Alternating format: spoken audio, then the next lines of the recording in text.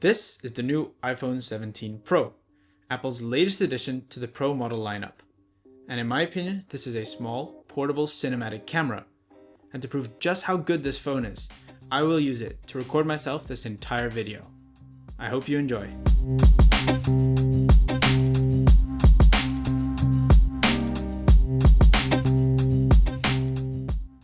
The iPhone 17 Pro is available in 3 colors: silver, cosmic orange, and deep blue.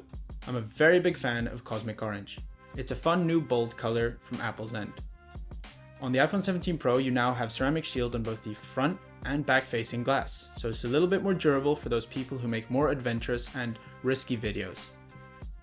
You might have heard the new iPhone 17 Pro is milled out of one solid block of aluminum, so it's more sturdy, allegedly. There are of course those videos out there with destroyed iPhone 17 Pros. I have no idea how they did that, but from my experience, it's a lot sturdier. And I also have to mention it's very comfy to hold. The edges are nice and smooth and they're rounded, so I'm a very big fan. Of course, the biggest new feature for the iPhone 17 Pro is the camera bump, or as Apple likes to call it, a plateau. Typical Apple to rename things according to what they want. I like the look. I feel like it's very polarizing though, because some people might like it, some people might not. I like it a lot, and of course it stores the new cameras. I'll get onto that in a little bit. Speaking about the camera, the iPhone 17 Pro and iPhone 17 Pro Max both have cameras with 48 megapixel sensors. This is quite an improvement from last year. So now you can record in 4K 120 FPS, and obviously when you're taking any regular picture or video, the quality is really good. With this year's phone, you can also zoom in 8 times optically and 40 times digitally. So I bet you've seen some videos out there of people zooming in really far with their phones, and it's really cool. I don't know who really does this on a daily basis, but if you do, you can with this phone. Of course, talking about the camera, I have to mention the selfie camera as well. This now has an 18 megapixel camera, so you can record yourself or friends or have a good FaceTime call where the quality is really good. And a fun feature of the selfie camera this year is it's got center stage. So the idea is you would record yourself or take a picture of yourself and it would focus directly on you. And depending on how many subjects are in the frame, it would either zoom in, zoom out, or rotate. It does a lot of useful, cool things to make it a lot easier for you to focus on yourself, put yourself in the frame. Very nice job, Apple. Okay, so I've spoken about the externals of the iPhone 17 Pro a bit now. So I'm going to move on to the internals. The iPhone 17 Pro has a battery with 33 hours of playback. This is Apple's own metric that they use to measure battery life. In other words, it's 4,252 milliamp hours.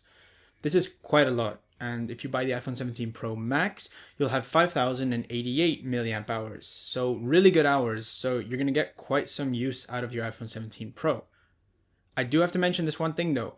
If you buy the iPhone 17 Pro or Pro Max in Europe or any country where SIM cards are still mandatory, you will lose about 3 to 4 hours of video playback because of the small little cutout that's required on the battery for the SIM card tray. So remember this when you're buying the new iPhone.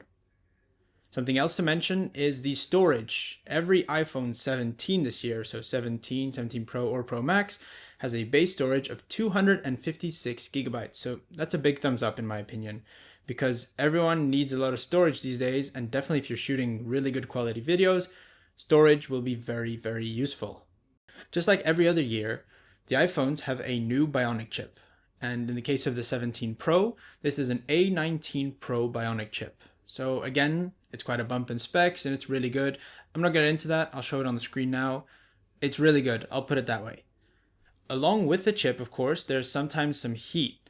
And with the 16 Pro, this was a big issue. There was a lot of heat coming from the chip in the phone when you're recording or when you're processing a lot of information or data on your phone. So this year there's a new upgrade for the 17 Pros and I like it a lot. It's the vapor chamber. So the idea is that the heat from the chip or any of the functions within the phone would evaporate some deionized water in the sealed vapor chamber, evaporate it, and by evaporating it would irradiate this heat through the phone, through the aluminum unibody. So the idea is that the phone would not heat up too quickly and it would cool down quicker, and I like it. I've noticed a big difference when I'm recording in ProRes RAW. So I'd say it's a really good addition to the phone, and It's Apple's first time doing it. I feel like it's a success so far, and I do see it being done in future phones as well. So again, another feature that's really good. Okay, so I've spoken about the main highlights of the 17 Pro, so I'm going to move on to some more general stuff. The iPhone 17 Pro comes with a 6.3-inch Super Retina XDR OLED display. That's quite a mouthful. Same as last year's, still as good, so no changes when it comes to the display. It's now IP68, so I believe that's 3 meters underwater for 30 minutes, and it's also dust resistant. Again, same as before. One cool thing I do want to mention is the new 5G antenna placement. So this time the 5G antennas go around the camera bump. So they've made a good use of the camera bump and they've kind of worked it into the design. So I do like that a lot. Often for most people, the price is very important. So the iPhone 17 Pro starts at $1099. This is $100 more from last year's phone. So it's about a 10% jump, and that's quite significant. Of course, you're getting more battery life and you're getting more storage and better cameras, but the price did go up quite a bit, and this might be a deal breaker for a lot of people. I do have my own take on the whole reason for the price and what this means to you a little bit later in the video, so please stick around for that. But it's $1099, and of course it varies depending on the region in the world you're at. But it's $1099, so that's quite a lot. The conclusion of my video is kind of that you shouldn't get this phone. It's not because I hate it. I really like this phone. It's really good. It's got good cameras, good build. It's a fun new color, great specs, of course. It's more the price and what you're going to do with it. If you're someone, just anybody, and you don't really care too much about how good your pictures look, this really isn't the phone for you. Often people buy Pro phones when they really don't use all the Pro functions. I only got the Pro phone for my videos, so I can make good quality videos.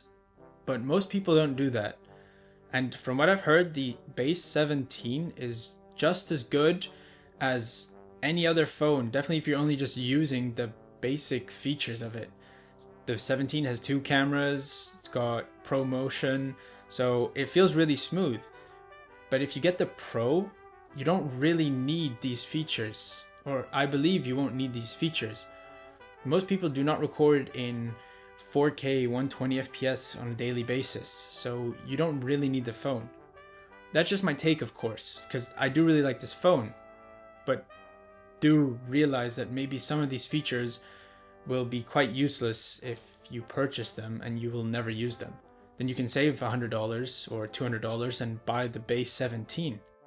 Thank you so much for watching and getting this far. It really means a lot. And of course, I'm trying the whole YouTube thing a little bit more and taking it a little bit more serious. So therefore, I also hope that this video was fun, informative, and hopefully you stick around for some of the next things I work on. Thank you again, and I hope to see you in the next one. Bye.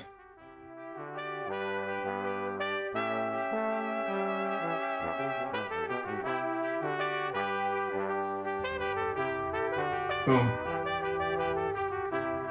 That's good. Yeah? I think so.